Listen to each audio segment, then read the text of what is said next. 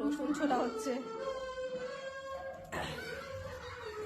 আর কচি কাঁচাতের মাঝখানে হয়েছে আমরা চিপসের ভাগটা নেবো না বা সেটাও নিয়ে নিয়েছি। আমার ভাগে আজকে অনেক কাজ, শুধু একা করিনি মনে হচ্ছে না, অনেক কাজ আমি একা একটুও করিনি। একটু ময়দাটা মেখেছি বইকে, বাকি সব কাজ শাশুড়িরা করেছে আর ননদ।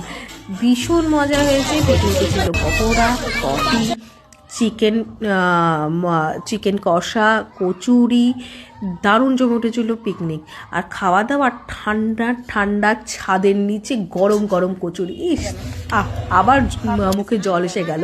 শনিবার রাত্রে পিকনিক ছিল আর রবিবার সারাদিন। তো রবিবার সারাদিন আমি বেশি এনজয় করতে পারিনি, আমার একটু কাজ ছিল, বাট শনিবার রাত তো ভোরে এনজয় করেছি। আর বসে খাওয়ার মজা তো আলাদাই।